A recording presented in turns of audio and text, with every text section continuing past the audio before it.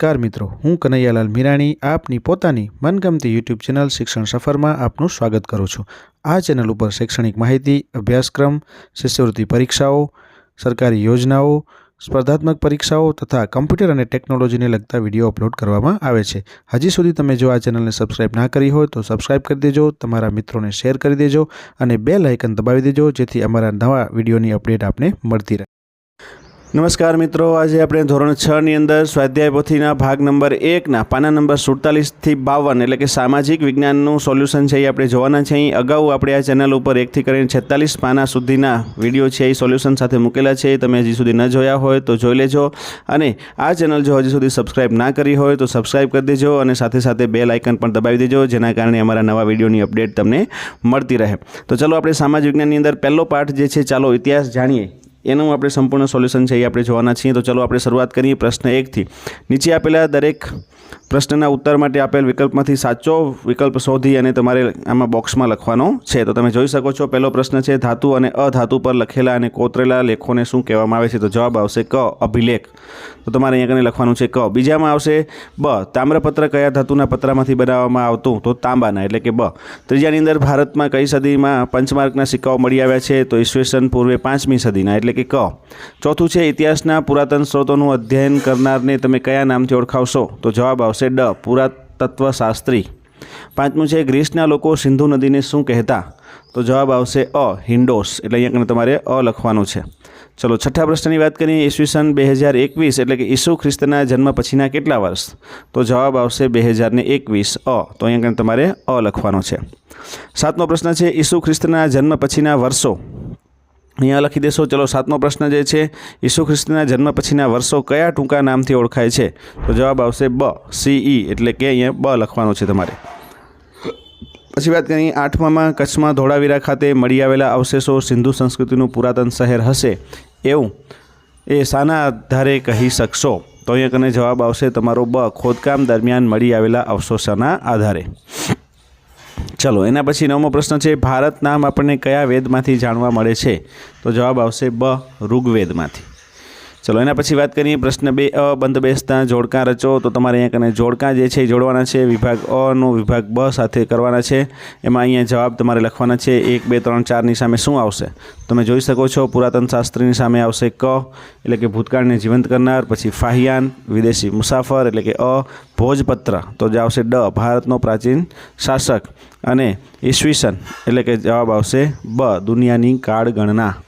તો અહીંયા કને તમે જોઈ શકો છો આ રીતના તમારું આવશે જોડકા જે છે એ તમારે આ રીતના જોડી દેવાના છે। ભોજપત્ર જે છે એની અંદર તમે ડ, ભૂતકાળ, ડ આવશે ભારતનો પ્રાચીન શાસન કાળ દર્શાવે છે એમાં। ચલો એના પછી પ્રશ્ન 2 બ, નીચેના વિધાનો સાચા છે કે ખોટા તે જણાવો। તો સૌથી પહેલું અશોકના શિલાલેખો ખૂબ જ જાણીતા છે, સાચું। બીજું છે ભુજ નામના વૃક્ષ હિમાલયમાં થાય છે, સાચું। ત્રીજું છે ઇન્ડિયા શબ્દ ગંગા નદીના નામ પરથી ઉતરી આવેલો છે, ખોટું। તો ચલો તમારે કહેવાનું છે ઇન્ડિયા શબ્દ કયા નદીના નામ ઉપરથી ઉતરાયેલો છે એનો તમારે કોમેન્ટમાં જઈને કોમેન્ટ કરજો। ચોથું છે તાડપત્રી તાંબાના પતરામાંથી બનાવવામાં આવે છે, ખોટું। અને પાંચમું છે BC એટલે કે ઈસુના જન્મ પછીના વર્ષો એટલે એ પણ ખોટું। ચલો એના પછી ત્રીજું છે યોગ્ય શબ્દો વડે નીચેના વિધાનોની ખાલી જગ્યા પૂરો। તો સૌથી પહેલું ઇતિહાસ માનવ સમાજના ખાલી જગ્યાની માહિતી આપે છે, તો જવાબ આવશે ભૂતકાળ। ભોજપત્ર એટલે ખાલી જગ્યા નામના વૃક્ષની પાતળી આંતરછાલ, તો જવાબ આવશે ભુર્જ। ત્રીજું છે તાંબાના પતરા ઉપર કોતરીને લખવામાં આવતું લખાણ એટલે ખાલી જગ્યા એટલે કે તામ્રપત્ર। ચોથું છે પુરાતત્વશાસ્ત્રીઓ ખાલી જગ્યાને આપણી સમક્ષ જીવંત કરે છે, તો ભૂતકાળ। પાંચમું છે શ્રી હેમચંદ્રાચાર્ય જૈન જ્ઞાન મંદિર પાટણમાં તામ્રપત્ર। અને છેલ્લામાં આવશે ભારતમાં ઈસવીસન પૂર્વે 5મી સદીના પંચમાર્કના સિક્કા મળી આવ્યા હતા। સાતમું છે ઘણીવાર BCને બદલે BCE પણ લખવામાં આવે છે। આઠમું છે શિલાઓ પર લખાયેલા લખાણ ખાલી જગ્યા નામે ઓળખાય છે, તો અભિલેખ। નવમું છે પ્રાચીન ઈરાન અને ગ્રીસના લોકો ભારતની ખાલી જગ્યા નદીથી પરિચિત હતા, સિંધુ। અને 10મું છે પ્રાચીન સમયમાં લોકો તાડના વૃક્ષ પર્ણ પર ખાલી જગ્યા લખતા, તો તાડપત્ર। ચોથો અ, નીચેના પ્રશ્નોના ઉત્તર 1-2 વાક્યમાં લખો। તો અહીંયા જોઈ શકો છો પહેલો છે પ્રાચીન સમયમાં માનવી શાના ઉપર લખાણ લખતો હતો? તો જવાબ આવશે પ્રાચીન સમયમાં માનવી તાડપત્ર કે ભોજપત્ર ઉપર લખાણ લખતો હતો। બીજું છે ભારતમાં મળી આવેલ પ્રાચીન સમયની હસ્તપ્રતો કઈ કઈ ભાષામાં છે? તો ભારતમાં મળી આવેલ પ્રાચીન સમયની હસ્તપ્રતો તમિલ, સંસ્કૃત અને પ્રાકૃત ભાષામાં છે। આ રીતના તમારે પ્રશ્નના જવાબ લખવાના છે। જ્યાં જરૂર પડે ત્યાં વિડીયોને સ્ટોપ કરી અને આ પ્રશ્નોના જવાબો જે છે એ તમારી સ્વાધ્યાય પોથીમાં લખી લેજો। ચલો, ત્રીજો પ્રશ્ન જે છે આપણે ઇતિહાસ જાણવા માટે કયા કયા સ્ત્રોતોનો ઉપયોગ કરીએ છીએ? તો તાળપત્રો, ભોજપત્રો, સિક્કાઓ, અભિલેખો, હાડકાં, ઓજારો વગેરેનો ઉપયોગ થાય છે। ચોથો છે સિક્કાઓના આધારે આપણને કઈ કઈ માહિતી મળે છે? તો સિક્કાઓના આધારે આપણે રાજાઓના નામ, તેમના ધર્મ, તેમની સંસ્કૃતિ તેમજ તે સમયની સામાજિક, આર્થિક, રાજકીય માહિતી મળે છે। પાંચમો છે કયા વેદમાં ભારત નામના માનવ સમૂહનો ઉલ્લેખ જોવા મળે છે? તો ઋગ્વેદમાં ભારત નામનો માનવ સમૂહનો ઉલ્લેખ જોવા મળે છે। છઠ્ઠો આવશે ઈરાનીઓ સિંધુ નદીને કયા નામથી ઓળખતા હતા? તો ઈરાનીઓ સિંધુ નદીને હિન્ડોસ નામથી ઓળખતા હતા। ચલો, આ રીતના તમારે પ્રશ્નના જવાબો જે છે એ લખવાના છે। સાતમો પ્રશ્ન છે ઈરાન અને ગ્રીસના લોકો સિંધુ નદીના કયા કિનારેને ઇન્ડિયાથી ઓળખતા હતા? તો ઈરાન અને ગ્રીસના લોકો સિંધુ નદીના પૂર્વ કિનારાને ઇન્ડિયાથી ઓળખતા હતા। ચલો, એના પછી આપણે આગળ અહીંયા જોઈએ। આ જે છે 7 પ્રશ્નના જવાબો જે છે અહીંયા કને આપણે લખી લીધા છે। એના પછી નેક્સ્ટ આપણે આગળ જે છે એની આપણે વાત કરીએ તો આગળ તમને અહીંયા કને 8મો પ્રશ્ન આપેલો છે કે એક ઇતિહાસકારને દક્ષિણ ભારતના એક મંદિરમાંથી જૂના સમયના સંસ્કૃત નાટકો મળી આવ્યા, આ શાના ઉપર લખાયા હશે અને શા માટે? તો આ નાટકો તાળપત્રો કે ભોજપત્રો ઉપર લખાયા હશે, કારણ કે પ્રાચીન સમયમાં લખવા માટે તેનો જ ઉપયોગ થતો હતો। પ્રશ્ન 4બ, નીચે આપેલા પારિભાષિક શબ્દોની સમજૂતી આપો। ભોજપત્રો, તો એનું શું આવશે? તો હિમાલયમાં થતા ભુર્જ નામના વૃક્ષની છાલ ઉપર લખાયેલા હસ્તપ્રતો એટલે ભોજપત્રો। પછી આવશે તાળપત્રો, તો તાળપત્રો શું આવશે? કે તાળના વૃક્ષના પર્ણ પર લખાયેલા હસ્તપ્રતો એટલે તાળપત્રો। ત્રીજું છે તામ્રપત્રો, તો તાંબાના પત્ર ઉપર કોતરીને લખવામાં આવેલા લખાણને તામ્રપત્રો કહે છે। પછી ચોથું છે અભિલેખો, તો પથ્થર કે ધાતુ ઉપર કોતરીને લખાયેલા લેખોને અભિલેખો કહે છે। વાત કરીએ 5આનું, નીચેના વિધાનો માટે કારણો જણાવો। તો સૌથી પહેલું છે કોઈ સમયગાળાના સમાજ કે રાજકીય વ્યવસ્થા જાણવા માટે તે સમયના શિલાલેખો અને અભિલેખો વાંચવા જોઈએ। તો અહીંયા કને એના કારણો આપણે લખવાના છે। કયા કયા કારણો આવશે જોઈ શકો છો। પહેલું છે પ્રાચીન સમયના રાજાઓ પોતાના આદેશો, સૂચનો, શિલાલેખ કે અભિલેખ પર કોતરાવી પ્રજા સાથે સંવાદ કરતા હતા। તેઓ તેમના વિજય, ધર્મ કે સંસ્કૃતિની માહિતી અભિલેખો પર લખાવતા હતા। વળી અભિલેખો કે શિલાલેખો લાંબા સમય સુધી ટકી રહેતા હતા। અને છેલ્લું છે આથી કહી શકાય કે એ સમયની સમાજ કે રાજકીય વ્યવસ્થા જાણવા માટે તે સમયના શિલાલેખો અને અભિલેખો વાંચવા જોઈએ। તો આ રીતના તમારે આખો સંપૂર્ણ જે જવાબ છે એ જેટલા કારણો હોય એટલા કારણો સાથે અહીંયા દર્શાવવાનો છે। ચલો, ઇતિહાસ જાણવાના સ્ત્રોતો, ઇતિહાસ જાણવામાં મહત્ત્વના સાધનો છે, એના કારણો શું આવશે? તો ઇતિહાસકારો અને પુરાતત્વશાસ્ત્રીઓ ઇતિહાસ જાણવાના સ્ત્રોતોનું સંશોધન કરીને માહિતી આપે છે।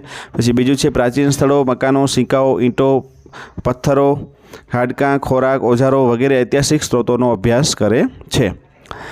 અને છેલ્લું છે અને એ ઉપરથી આપણને તે સમયના સંસ્કૃતિથી માહિતગાર કરે છે। તેથી ઇતિહાસ જાણવાના સ્ત્રોતો મહત્ત્વના સાધનો છે। તો આ રીતના આપણે અહીંયા એનો પણ જવાબ લખી દઈશું। પછી આવે છે ત્રીજો પ્રશ્ન, ઇતિહાસકારો ભૂતકાળની માહિતી આપનારા મહત્ત્વના વિદ્વાનો છે। તો ચલો, એના કારણો આપણને અહીં આપેલા છે। જો અહીંયા ઇતિહાસકાર માહિતી એકઠી કરી તેનું વર્ગીકરણ કરીને સંશોધન કરે છે। તાળપત્રો અને ભોજપત્રો જેવી હસ્તપ્રતો તથા અભિલેખોમાંથી માહિતી એકત્ર કરીને તેનું યોગ્ય રીતે આકલન કરે છે। આ ઉપરાંત ઇતિહાસકારો ઐતિહાસિક સ્ત્રોતોનો ઉપયોગ કરીને તે સમયની ચોક્કસ માહિતી આપે છે। આમ ઇતિહાસકારો ભૂતકાળનું અધ્યયન કરનારા મહત્ત્વના વિદ્વાનો છે એમ ચોક્કસ કહી શકાય છે। ચલો, એના પછી વાત કરીએ પ્રશ્ન 4ની, જેમાં પ્રવાસ વર્ણનમાંથી આપણને જે તે દેશના ઇતિહાસ અને સંસ્કૃતિની માહિતી મળે છે। તો પ્રાચીન સમયના પ્રવાસીઓ કે વિદેશી મુસાફરો કે જે દેશમાં ફરતા જાય ત્યાંની સંસ્કૃતિ, સભ્યતા, મંદિરો, ખાનપાન, રીત રિવાજ, ધર્મ અને રાજકીય બાબતોનો અભ્યાસ કરી પોતાની ડાયરીમાં લખે છે। એમની ડાયરીમાં લખેલ જે તે લખાણથી સમયની પરિસ્થિતિનો અંદાજ કરી શકાય છે અને અભ્યાસ પણ કરી શકાય છે। એટલે કહી શકાય કે પ્રવાસ વર્ણનમાંથી આપણને જે તે દેશના ઇતિહાસ અને સંસ્કૃતિની માહિતી મળે છે। ચલો, પછી વાત કરીએ પ્રશ્ન 6, ઇતિહાસના કોઈપણ સ્ત્રોતને લગતું ચિત્ર સાથેનું લખાણ વર્તમાનપત્ર કે સામાયિકમાંથી શોધી અને નીચેની ચોક્કસ ચોરસમાં ચોંટાડો અને તેના આધારે આપેલ પ્રશ્નના જવાબો આપો। તો અહીંયા કને તમે જોઈ શકો છો કે આ રીતના જે છે એ એક ચિત્ર જે છે એ આપણે અહીંયા કને ચોંટાડવાનું છે। આ બોક્સની અંદર તમે કોઈ પણ ચિત્ર છે એ ચોંટાડી શકો છો। આપણે અહીંયા કને જે છે લોથલ અમદાવાદ જિલ્લાનું જે છે એનું જ્યારે સંશોધન થયું હતું, એનું સંશોધન જે SR રાવે કર્યું હતું એની વસ્તુ જે છે એ આપણે અહીંયા કને ચોંટાડેલી છે। તમે તમારા પાઠ્યપુસ્તકનું પણ કોઈ પણ કટિંગ છે અહીંયા લઈને તમે ચોંટાડી શકો છો। ચલો, પ્રશ્ન જે છે આપણે જોઈએ કે આપેલા ચિત્રમાં ઇતિહાસના કયા સ્ત્રોત વિશેની માહિતી મળે છે? તો આપેલા ચિત્રમાં લોથલ ઇતિહાસ વિશે આપણને માહિતી આપેલી છે। બીજો છે આપેલા ઇતિહાસના સ્ત્રોતના આધારે ઇતિહાસની કઈ માહિતી જાણવા મળે છે? તો આપેલ ઇતિહાસના સ્ત્રોતના આધારે ઇતિહાસની લોથલ વિશેની તેમજ તેની માહિતી આપનારા પુરાતત્વશાસ્ત્રી SR રાવનું યોગદાન હતું તે માહિતી મળે છે. ચિત્રમાં આપેલી માહિતી કયા સમયગાળાની છે? તો ચિત્રમાં આપેલી માહિતી 1991માં થયેલ સંશોધન હતું તે સમયગાળાની છે. પ્રશ્ન 7 છે, તમારા ગામ કે શહેરનો સ્થાનિક ઇતિહાસ જાણવા માટે પ્રોજેક્ટ કાર્ય કરો અને તેની નોંધ તમારી નોટબુકમાં તૈયાર કરો. હવે એના વિશે તમારે તમારા દાદાને ગામ વિશે પૂછવાનું છે, અથવા તો ગામમાં કોઈ વડીલ હોય તો એની પાસે તમારે તમારા ગામની ચર્ચા કરવાની અને ગામનો ઇતિહાસ મળશે એ તમારે અહીંયા કને પ્રોજેક્ટ સ્વરૂપે તેને નોટબુકમાં તમારે લખવાનો છે. તો આ રીતના અહીંયા કને આખો સંપૂર્ણ પ્રોજેક્ટ જે છે એ તમારે તૈયાર કરવાનો છે આમાં સ્વાધ્યાય પોથીમાં. તો અહીંયા કને આપણું આ જે છે સંપૂર્ણ સોલ્યુશન જે છે એ પૂર્ણ થાય છે.